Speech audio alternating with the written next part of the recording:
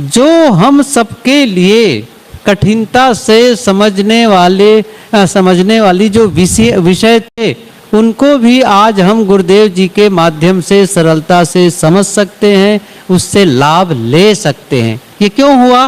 क्योंकि वो पढ़ने में रुचिवान थे। आज हम सब जो इस समय जो जनरेशन है, इस समय जो हम सब हैं, उनमें से पढ़ने की रुचि, अब मैं कहूँ तो गलत नहीं है, न के बराबर हो गई है।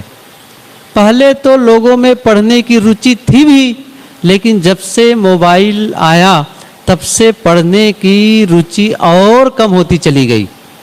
बहुत कम लोग हैं जो अच्छी पुस्तकों को पढ़ते हैं। यद्यपि अब शिक्षित लोगों की संख्या बढ़ गई, पहले अशिक्षितों की संख्या थी, आज शिक्षितों की संख्या। कई बार मैं सभा में ये भी कहता हूँ, अच्छा कितने लोग हैं जो स्कूल नहीं गए हैं, अर्थात बिल्कुल भी पढ़ाई नहीं करना जानते। कई सभा ऐसी होती जिसमें कोई हाथ ही नहीं उठाता। 100% लोग पढ़े होते हैं, लेकिन जब उनसे पूछा जाता है कितने लोग हैं जो जीवन को सुंदर बनाने वाली पुस्तकों को रोज थोड़ी थोड़ी पढ़ते हैं। एक महीना में कोई छोटी पुस्तक कोई पढ़ पाया? शायद नहीं, इतनी कम हो गई है। पुस्तक पढ़ने की आदत ही नहीं रह गई है। तो गुरुदेव जी से शिक्षा लेना चाहे जीवन में तो क्या कर सकते हैं? आदतों में गिनी जाती है। कभी आप अच्छी आदतों की सूची बनाएं। आप अपने जीवन के संबंध में समीक्षा करना चाहें, लिखें कि मुझे अच्छी आदतों का निर्माण करना है। तो कौन कौन सी अच्छी आदतें हैं जो जीवन में लाना चाहिए? तो आप लिखेंगे अच्छी पुस्तकों को पढ़ना भी अच्छी आदतें हैं, अच्छी आदत है।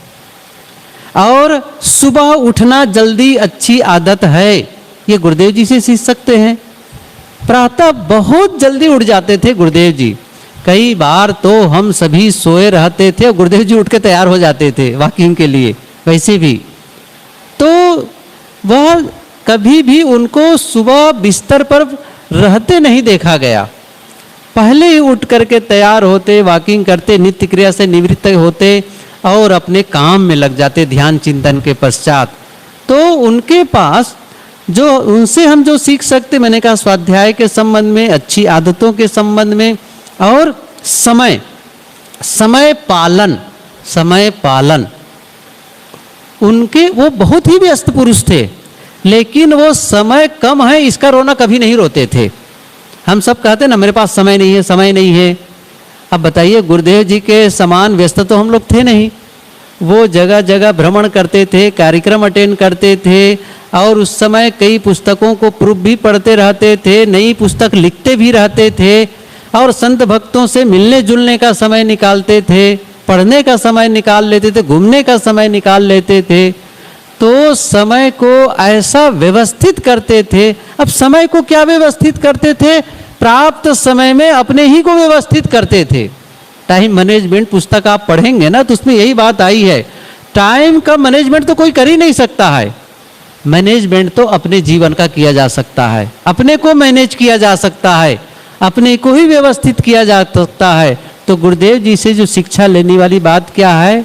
समय का सही उपयोग करो, पल पल का सही उपयोग करो, समय का दुरुपयोग न हो, समय बर्बाद न हो, इसका ध्यान रखें। तो स्वाध्याय शिक्षा ले सकते हैं कि स्वाध्याय करना सीखें, समय का सही पालन करो, संयम का पालन। संयम ही उनका आराध्य था कहना चाहिए। संयम, उनका जीवन संयममय था। भोजन तो बहुत लोग उनको कराने वाले होते थे, लेकिन ये सच है उनकी आज्ञा के बिना, उनकी अनुमति के बिना कोई भी उनको एक रोटी ज़्यादा खिला सकता था? जानते हैं अच्छी तरह से, नज़दीक वाले नहीं खिला सकता था। वो जितना चाहते थे उतना ही खा पाते थे। आग्रह, कोई भोजन में आग्रह को पसंद नहीं करते थे। आजकल होता नहीं, अभी मैं उधर था गुजरात में, उत्तर गुजरात में, तो जिसके घर गया तो और लोग जिद किए। मैंने कहा ऐसा क्यों करते हैं? गुरुदेव जी बहुत डांटते थे, कहे साहब कोई मेहमान आते या ऐसा ना कहो तो उनको क्या कहते, देखो हमको तो आपने का आग्रह किया ही नहीं। आग्रह करके जबरदस्ती भोजन कराने को साहब बहुत नाराज होते थे कि एक तो आदमी ऐसे ही खाने में बहुत ही असंयमी होता है, वो कुछ भी खाने की चीज़ अच्छी मिली खाता चला, और कोई आग्रह करे तब तो फिर उसका पतन ही समझो।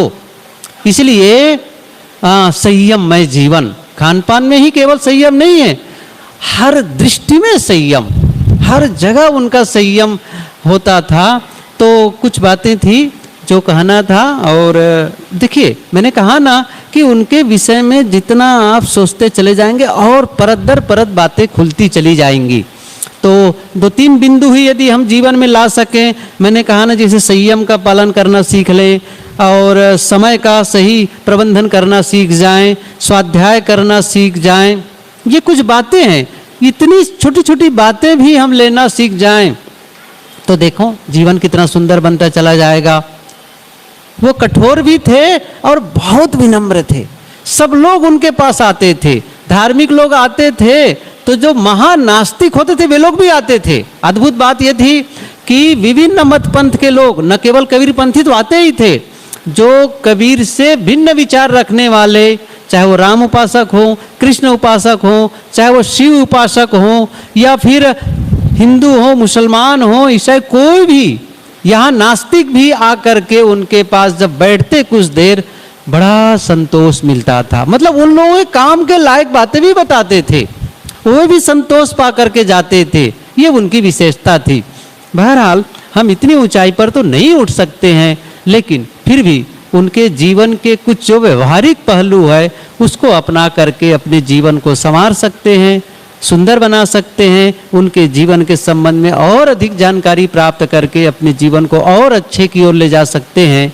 यदि उनकी ही पुस्तकों को पढ़ते रह जाएं तो भी हमारे जीवन में परिवर्तन आने लग जाएगा। आज आवश्यकता है उनके जीवन के संबंध में हम जानें, समझें और अपने जीवन को वैसा बनाने का प्रयास करें। मैं समझता हूँ यही उनके प्रति सही श्रद्धांजलि होगी, यही उनके प्रति यादगिरी होगी। और हम सभी ये करें तो निश्चित रूप से हम सबका भी जीवन सुंदर होगा।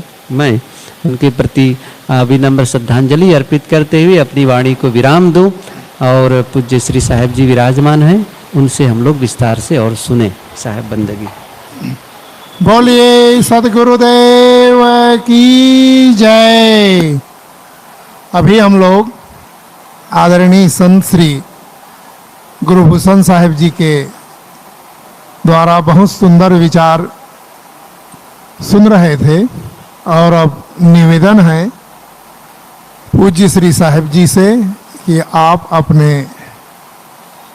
गंभीर विचार से हम लोगों को लाभान्वित करने की कृपा करें।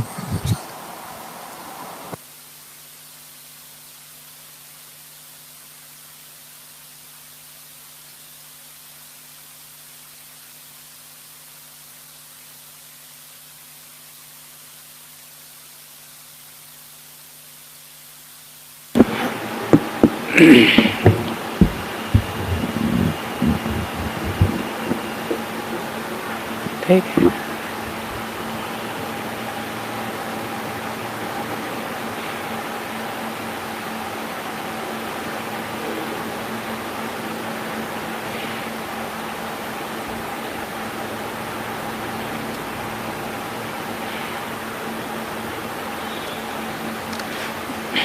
मुद मंगलमय संत समाज,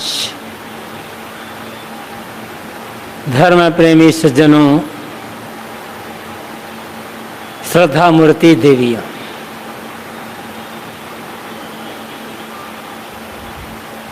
चर्चा गुरुदेव जी के संबंध में चल रही है।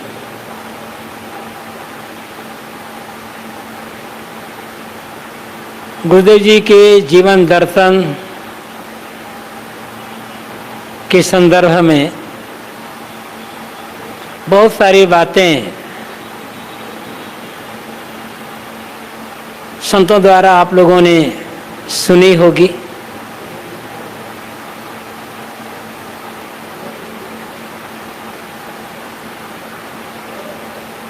गुरुदेव जी के जीवन से हम क्या प्रेरणा और क्या शिक्षा ले सकते हैं। साधना की गहराई में कौन कितना डूब सकता है, पहुंच सकता है, यह बात अलग है। किसी की जो मानसिक स्थिति और दशा है उसे कोई दूसरा व्यक्ति समझ नहीं सकता, किंतु उनके व्यवहार, उनका जो आचरण है वो हमारे लिए आदर्श रूप होते हैं और हम उनको ही ग्रहण कर सकते हैं, उनसे प्रेरणा ले सकते हैं। गुरुदेव जी नियम के बड़े पक्के थे। गुरुदेव जी बताते थे, जब एक घर में थे, थोड़ी उम्र रही होगी, तो वे कहते थे कि राम, कृष्ण, शिव और विष्णु, इन चारों की वे उपासना करते थे। मुख्य उपासना तो शिव की करते थे, लेकिन साथ साथ राम, कृष्ण और विष्णु इनकी उपासना करते थे। और बताते थे कि मैं जब तक जागता रहता था, कोई काम करूं, कुछ भी करूं, अंदर अंदर राम राम राम राम में बराबर जपता रहता था। माला फेरते फेरते घट्टे पड़ गए थे उनके इसमें, थोड़ी उम्र 9-10 साल की उम्र में।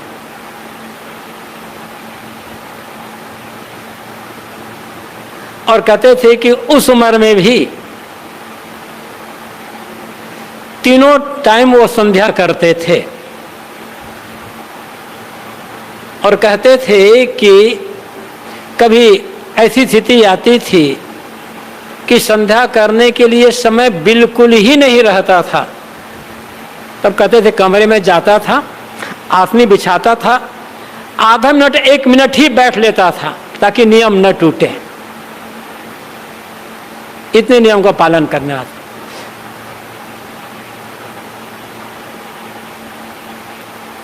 व्यवस्थापक बहुत बढ़िया थे वे।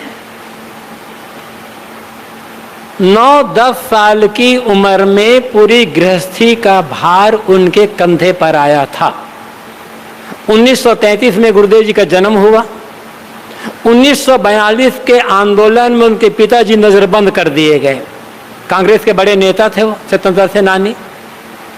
तो 9 साल की उम्र में मजदूरों को लेकर के वे खेती किसानी का काम करवाने लगे थे। पूरी गृहस्थी मत को देख रहे थे। अपने भाइयों में, बहनों में सबसे वो बड़े थे। साधु मार्ग में आने के पश्चात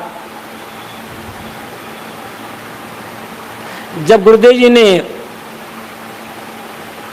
कई पुस्तकें लिख ली, तो स्वयं वे जाकर वाराणसी में छपाने लगे। पुस्तकें छपती थी तो कहाँ पर कितनी पुस्तकें भेजी गई, कितनी पुस्तकें बिकी।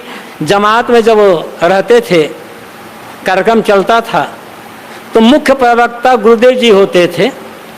प्रवचन के पश्चात किताब बेचने का काम करते थे और किताबों की लिखा पढ़ी हिसाब किताब पक्का बिल्कुल रखते थे। अब ये कई साल तक करते रहे।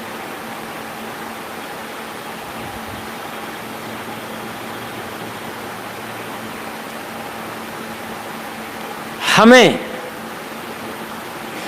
प्रायः ये चिंता रहा करती है कि आगे हमारा जीवन का निर्वाह कैसे होगा, क्या खाने को मिलेगा, सेवा कौन करेगा, रोग में, बुढ़ापे में कैसे क्या दशा होगी। और इसलिए हमेशा आदमी संदेह में डूबा रहता है और सोचता है इतना जोड़ लूं, इतना जोड़ लूं, इतना जोड़ लूं। लेकिन गुरुदेव जी किताबों की बिक्री के पैसा अपने पास रखते थे, लेकिन रखते नहीं थे, तुरंत तुरंत भेज दिया करते थे। और जब से हम लोग आए, चूंकि मैं सन 1974 के फरवरी में गुरुदेव जी के पास आया था। 74 से मैं देख रहा था गुरुदेव जी अपने पास कुछ भी पैसा नहीं रखते थे। जो कुछ चढ़ता था, जब संस्थान बना प्रयागराज में 1970 में, सारा का सारा पैसा जो गुरुदेव जी की पूजा मिलती थी संस्थान के अकाउंट में चला जाता था। एक बार ऐसा हुआ, झारखंड में गुरुदेव जी का कार्यक्रम था, काफी पहले की बात है। तब तक गुरुदेव जी बहुत प्रसिद्ध हो चुके थे, बड़ी भीड़ होती थी। अब भगत लोग आते थे तो गुरुदेव जी के पास ही भेंट में कुछ पैसा चढ़ाते थे। एक दो दिन का कार्यक्रम व्यतीत हुआ, लेकिन गुरुदेव जी रखते नहीं थे पैसा। गुरुदेव जी एक जगह धर्मशाला में, विद्यालय में निवास था, तो गुरुदेव जी प्राय अकेले सोते थे अपने कमरे में। झोली टंगी थी गुरुदेव जी की। सभा में सब प्रकार के लोग रहते हैं। एक चोर सभा को एक व्यक्ति रहा कि देखा महाराज जी के पास बहुत पैसा चढ़ता है, यहाँ से पैसा मिल सकता है। तो गुरुदेव जी सोए थे, खूंटी में झोली टांगे थे। चोर आया, थोड़ा दूर था, लाठी या छड़ी के सहारे से झोली को निकाला तो देखा कुछ भी नहीं। गुरुदेव जी कहते थे बेचारे चोर ने मेहनत तो बहुत की, लेकिन मिला कुछ नहीं बेचारे को, नहीं कुछ। तो पैसा रखते ही नहीं थे अपने पास। अब ये ऐसा नहीं है, जब घर में थे तभी से कहते थे, जब घर वालों को ये लग गया कि अब ये रहेंगे नहीं यहाँ पर, तो गुरुदेव जी कहते थे, एक दिन दोनों पिता पुत्र बैठे थे तो गुरुदेव जी के पिता कहने लगे, अरे निकलना तो मुझे था पहले, मुझे, लेकिन तुम ही पहले नंबर लगा लिए। वो तो कहने की बात थी। फिर बातचीत हुई तो गुरुदेव जी के पिताजी कहने लगे, साधु होने में बहुत झंझट है, गृहस्थी में बहुत आराम रहता है। गृहस्थी में है, कोई बीमार पड़ गया तो बाल बच्चे हैं, पत्नी है, माता पिता है, भाई बहन हैं, ये सब सेवा कर लेते हैं। बुढ़ापा आ गया, कुछ और विपत्ति आ गई तो परिवार में अनेक लोग होते हैं, सब सहयोग करने वाले हो जाते हैं, एक दूसरे के सहयोग से जीवन चलता है। साधुओं ने सब झंझट है, वहाँ कोई तो है नहीं, कोई किसी का तो होता नहीं है। कहीं बीमार पड़ गए, कुछ और हो गया तो कौन सेवा करेगा, कौन दवाई करेगा, बुढ़ापा में कौन क्या होगा, बहुत झंझट हो। गुरुदेव जी के मन को टटोल रहे थे और एक प्रकार से मन को डिस्करेज कर रहे थे कि ऐसा सा कहेंगे लोग होते हैं। गुरुदेव जी ने सुना, गुरुदेव जी ने कहा कि अनादिकाल के जीवन में पता नहीं ये जीव किस किस खाने में गया होगा, कीड़े मकोड़े खाने में गया होगा, पशु पक्षी खाने में गया होगा। पक्षी खाने में गए, किसी दूसरे पक्षी ने, जानवर ने, किसी ने पंख नोच दिया, कुछ और कर दिया। जानवर खाने में गए, पशु खाने में गए, कभी पैर टूट गया होगा, उस समय कौन रक्षा किया होगा, कौन सेवा किया होगा। जानवरों को भी बीमारी हो जाती, जानवरों के हाथ पैर टूट जाते हैं रास्ते चलते करते करते, उस समय कौन सेवा करता है। जब जानवरों को गुजर जाता है जिनका कुछ भी नहीं होता, तो हम तो मनुष्य हैं, हमारा क्यों गुजर क्यों नहीं होगा। तब गुरुदेव पिता ने कहा, भाई हाँ, जब इतना संतोष है तो साधु हुआ जा सकता है। प्रारब्ध पर विश्वास, प्रारब्ध और पुरुषार्थ, ये दो हमारे साथ में है। पुरुषार्थ आज जो हम कर रहे हैं, प्रारब्ध जो हम पहले कर चुके हैं, जो अदृश्य है, उसमें क्या होगा कुछ पता नहीं। उस प्रारब्ध को हम भाग्य भी कहते हैं, विधि का लेख भी कहते हैं, और कर्म का लेखा भी कहते हैं। जो भी हो, हमारे साथ हमारा प्रारब्ध है और पुरुषार्थ है। आज वर्तमान में हमें उचित ढंग से कर्म करते रहना है, और फिर भाग्य जैसा होगा हो जाएगा। और जिसे अपने प्रारब्ध पुरुषार्थ व विश्वास होगा, आगे क्या खाने को मिलेगा, सेवा होगी कि नहीं होगी, कौन सेवा करेगा, इसकी चिंता जरूर बिल्कुल ही नहीं होगी। किसके लिए जोड़ रहे हैं? इतना जोड़ ले, इतना जोड़ ले। आज आलोचना नहीं है, निंदा नहीं है। आज जो साधु समाज में अपने व्यक्तिगत नाम से बैंक अकाउंट खोलने का जो प्रचलन चल चुका है, उन सब लोगों के लिए सीख है गुरुदेव जी का ये जीवन। उन्होंने अपने लिए कुछ जोड़ा नहीं, क्या सेवा नहीं हुई उनकी? और जो हम जोड़ रहे हैं भक्तों द्वारा, जो हमें पूजा मिलती है, जोड़ जोड़ कर बैंक में जमा कर रहे हैं, गारंटी है कि जब हमें आवश्यकता पड़ेगी तो पैसा काम आएगा? क्यों बिना मतलब के लोभ में पड़ करके अपने मन को खराब कर रहे हैं और सेवा साधना की दशा को खराब कर रहे हैं? संतोष रखने, जो होगा निभ जाएगा। बेकार हम सोचते हैं कि ये होगा क्या होगा, वो होगा क्या होगा, ऐसा होगा, जो होगा होगा। इसलिए मैं कहा करता हूं, हमारे कर्म अच्छे हैं तो हमें हर जगह सेवा करने वाले मिल जाएंगे। हो सकता है सेवा की आवश्यकता ना पड़े, और हमारे कर्म ही गलत है, हमारा प्रारब्ध ही गलत है, तो जो सेवा करने वाले रहेंगे वो भी यहां वहां चले जाएंगे, तड़प तड़प कर मर जाएंगे, कोई भी काम नहीं आएगा। कुछ गृहस्थ कहा करते हैं, महाराज हमारे कोई बाल बच्चे नहीं हैं, बुढ़ापा में सेवा कौन करेगा महाराज, अंतिम समय मुख में पानी कौन डालेगा? मैं कहता हूं भैया अभी तो मुख में पानी डालने वाला है ना, अभी तो तुम डाल रहे हो, अभी तो तुम पानी पी रहे हो, अभी पियो। और बुढ़ापा में कोई तुम्हारे भाग्य और तुम्हारा कर्म सही है तो कोई ना कोई मिल जाएगा, और कर्म ही गलत है ना तो तुम्हारे बाल बच्चे हो जाएंगे तो पता नहीं यहाँ वहाँ चले जाएंगे, कोई मिलेगा नहीं। राजा दशरथ के 4 बेटे थे, और ऐसे बेटे थे राम, भरत, लक्ष्मण, शत्रुघ्न, जिन माँ बाप के राम इनके जैसे बेटे हो वो माँ बाप तो बहुत पुण्यात्मा, बहुत धर्मात्मा होंगे। लेकिन जरा सोचें, अंतिम समय में राजा दशरथ के 4 बेटों में से किस बेटा ने उनके मुख में पानी डाला था? राम लक्ष्मण जंगल चले गए, भरत शत्रुघ्न निहाल में है, तड़प करके मर गया दशरथ। एक बेटा काम आया क्या? कर्म ही खराब है तो कोई क्या करेगा।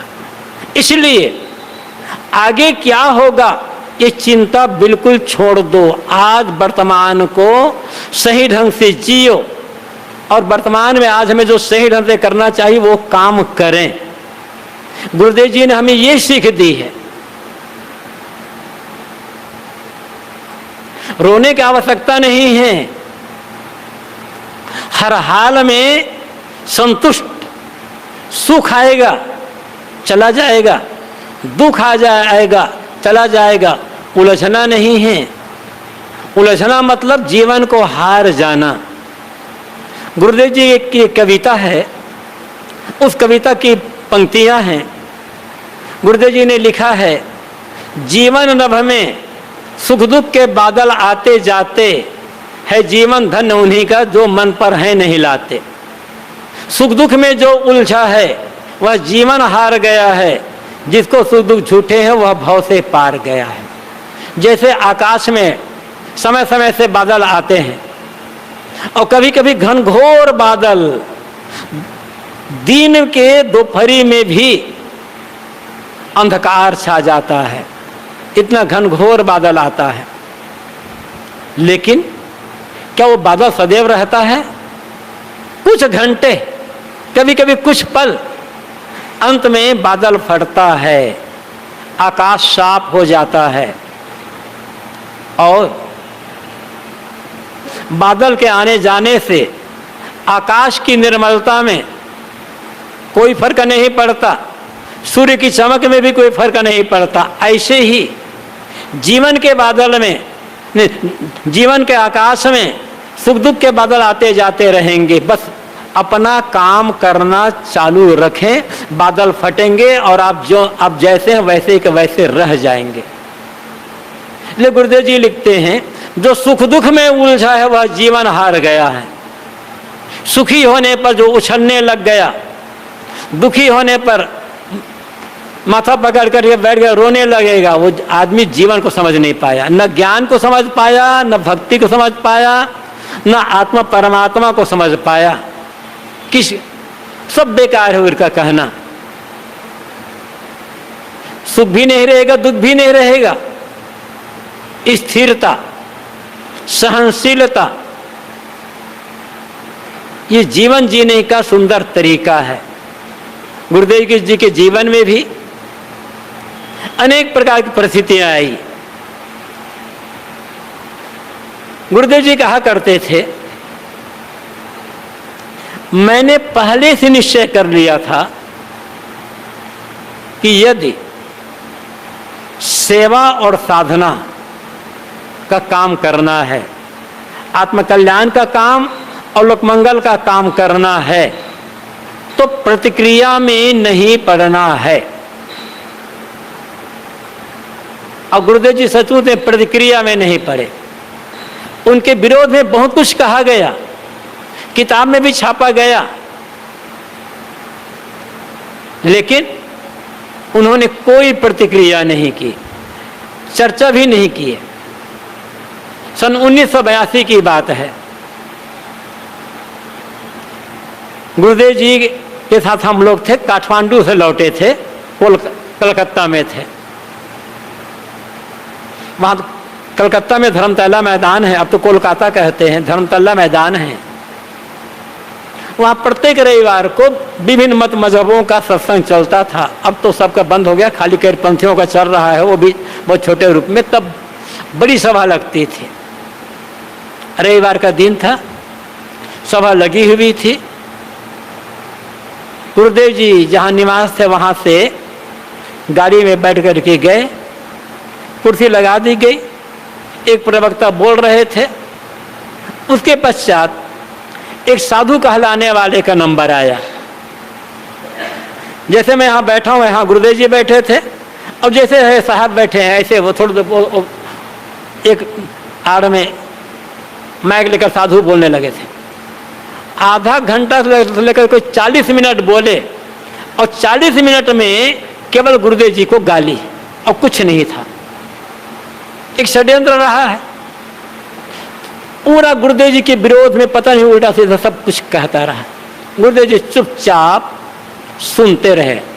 बहुत लोग उस सभा में 2,500-3 हजार की उपस्थिति रही होगी और 50% से ज्यादा गुरुदेव जी के शिष्य थे। सब लोग आंदोलित थे। गुरुदेव जी ने सबको इशारे से शांत किया, चुपचाप रहो। फिर उनको चुप कराया गया 35-40 मिनट के पश्चात। फिर गुरुदेव जी ने भगत से कहा एक भजन गाओ, भजन गाए। फिर गुरुदेव जी 35-40 मिनट बोले। जो साधु आलोचना कर गाली दे गुरुदेव जी के, एक शब्द में भी कोई प्रतिक्रिया नहीं। ज्ञान वैराग्य की बात कहकर सब खत्म। हमें तो कोई आधी जबान भी कह देता है तो हम एकदम प्रतिक्रिया में आ जाते हैं। ये प्रतिक्रिया हमारे जीवन की हार है। गुरुदेव जी कहते हैं प्रतिक्रिया में पड़ना मतलब हार जाना।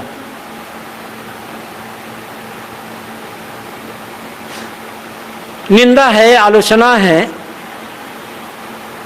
इसका बढ़िया उत्तर मौन रह करके और अच्छा काम करते चले जाना।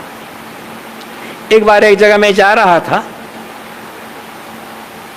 ये भी काफी पहले की बात है। बाइक में जा रहा था, एक सज्जन थे, उन्हीं पीछे बैठा था, वो चला रहे थे गाड़ी। तो उन्होंने कहा एक संत के लिए कि वे कहते हैं कि मैं श्री अभिलाष साहब को पिछाड़ करके रहूंगा। मैंने कहा इससे बढ़िया बात क्या होगी। गुरुदेव जी से ज्यादा त्याग, वैराग्य, साधना, सेवा का काम करे, गुरुदेव जी अपने आप पीछे हो जाएंगे ना। इससे बढ़िया बात क्या होगी? तो किसी को उत्तर देना है तो और अच्छा काम करें। निंदा का, आलोचना का उत्तर यही है। गुरुदेव जी ने यही किया, वे प्रतिक्रिया में नहीं पड़े। और संतों ने बताया होगा, एक बहुत बड़े महान भरे मंच पर गुरुदेव जी के पास में ही रह करके उनकी निंदा आलोचना करते रहे, कोई प्रतिक्रिया नहीं। सचमुच में चाहे कोई भी क्षेत्र हो, आगे बढ़ना है, सेवा का काम करना है और भीतर से शांत संतुलित रहना है, तो एक रास्ता है प्रतिक्रिया में नहीं पड़ना।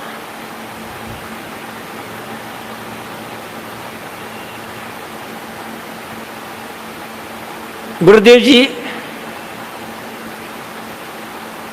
साधु मार्ग में आए तो कुछ दिनों में ही वे बहुत प्रसिद्ध हो गए।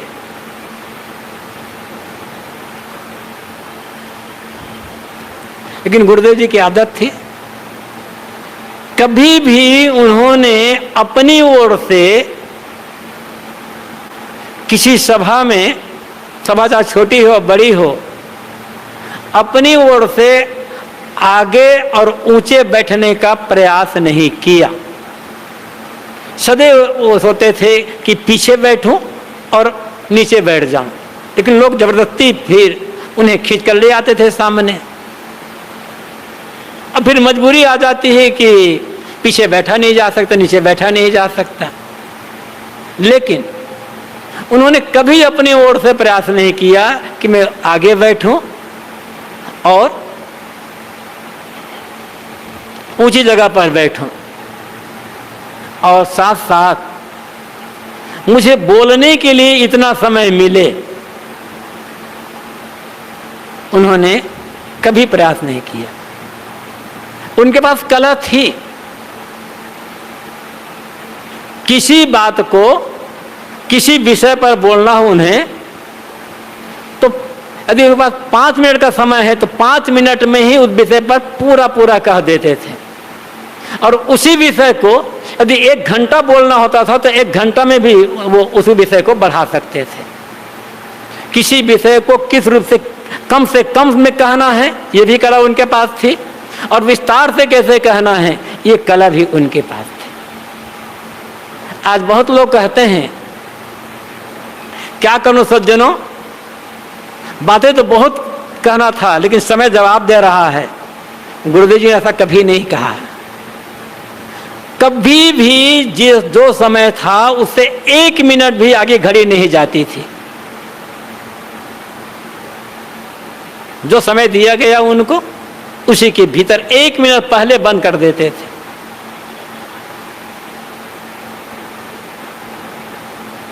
कई बार लोग कहते थे साहब जी और बोलिए और बोलिए और बोलिए, लेकिन ऐसा नहीं बोल रहे। अब जैसे भी साहब कह रहे थे, उनके पास सभी किस्मों के लोग, यहाँ तक जो धर्म, आत्मा और परमात्मा और कुछ नहीं मानते, ऐसे लोग भी उनके विचारों से प्रभावित हुए बिना नहीं रह सकते थे। बहुत पहले की बात है, बिहार में सहरसा जिला है, वहां गुरुदेव जी का कार्यक्रम था। उसके पहले एक बहुत बड़ा यज्ञ हुआ था, कई लाख खर्च हुए थे। आज से ये करीब 30-35 साल पहले की बात है। उसके कुछ दिन पश्चात गुरुदेव जी कार्यक्रम हुआ था, बड़ी भीड़ लगी थी। उस दिन गुरुदेव जी साहब लगातार 3 से 4 घंटा बोले थे। एक बैठक में एक प्रवचन में 3-4 घंटा लगातार बोलते रहे थे वो। और उनके विचार सुन करके जितने ये जो भौतिकवादी लोग अपने को और कम्युनिस्ट विचार के लोग इतने प्रभावित हुए, कहा महाराज जी का सत्संग तो ऐसा है, इसमें ये जो बहुत लोग ईश्वरवादी सनातन लोग तो बहुत बवाल कर देंगे।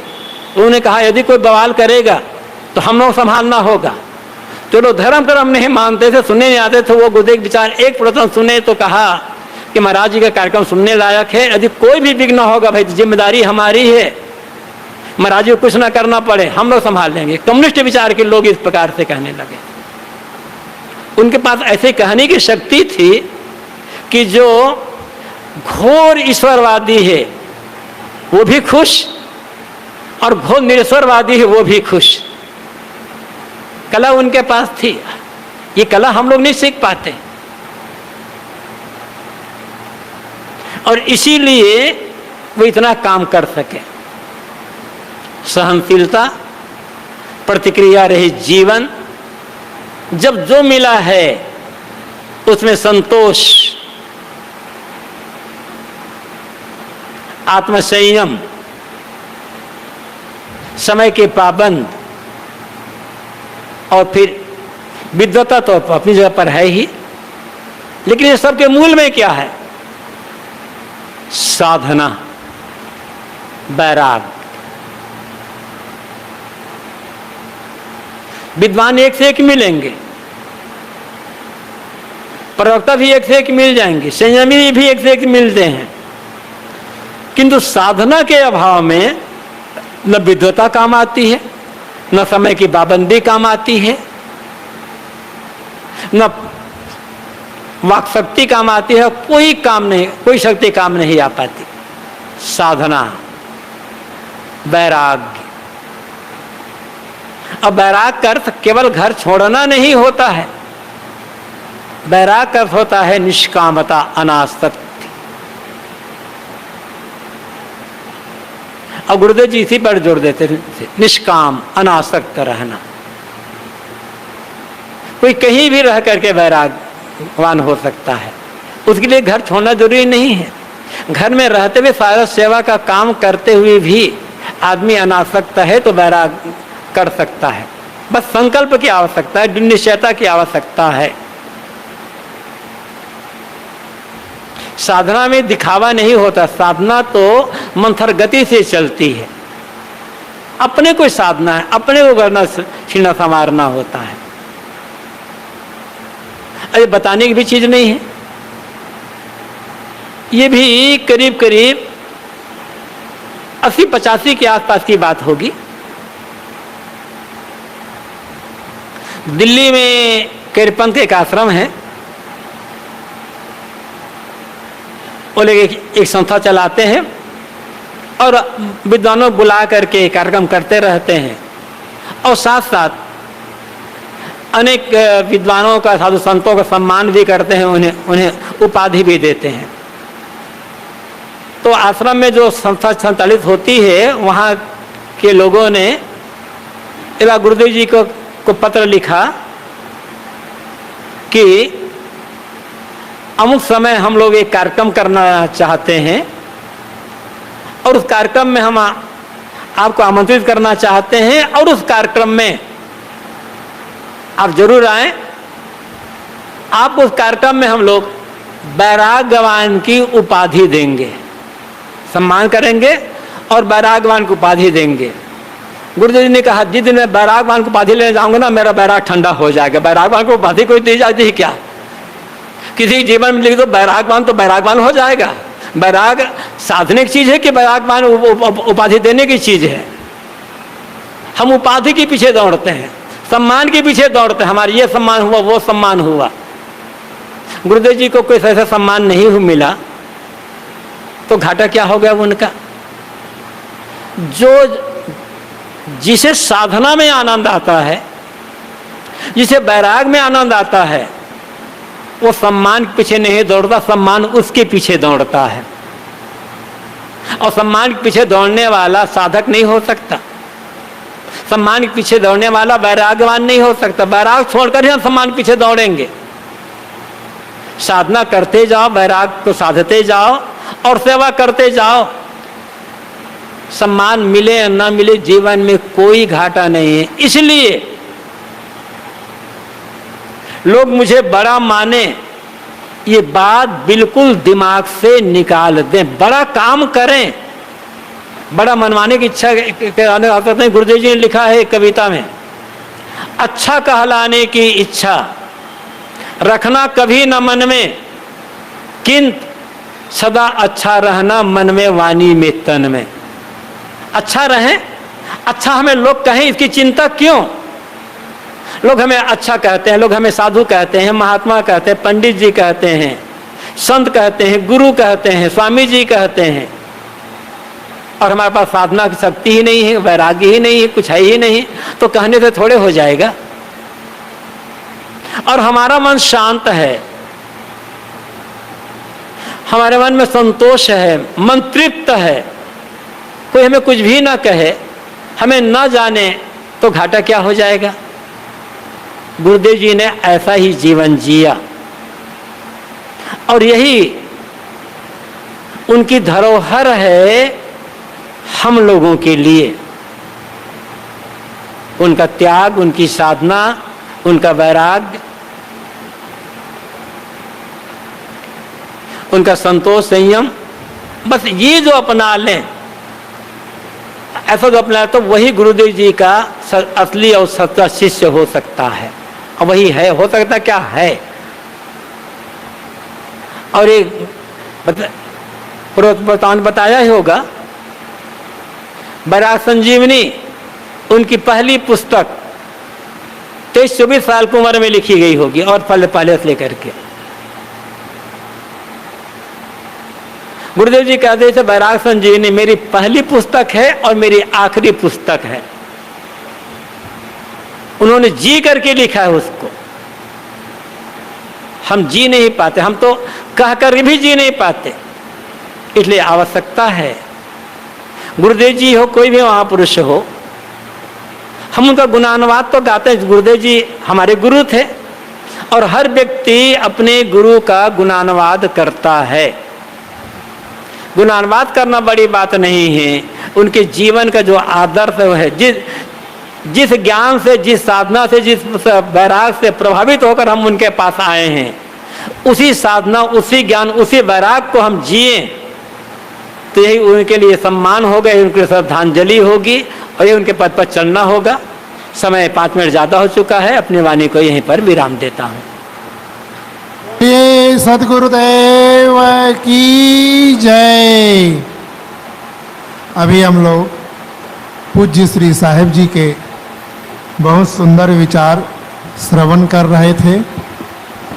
5 दिवसीय सत्संग समारोह का तीसरे दिन का प्रथम सत्र यहीं पर पूरा हो रहा है। दूसरा सत्र 3 बजे प्रारंभ होगा।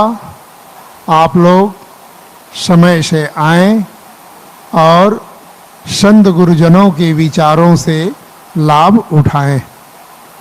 अभी हम लोग पूज्य श्री साहेब जी के मुख से गुरुदेव जी के विषय में आज के विषय के अनुसार बहुत सुंदर विचार सुने, और सदगुरु कबीर साहेब के विचारों को सुनना है, समझना है, तो सदगुरु श्री अभिलाष साहेब द्वारा लिखित पुस्तकें यहाँ आई हुई है।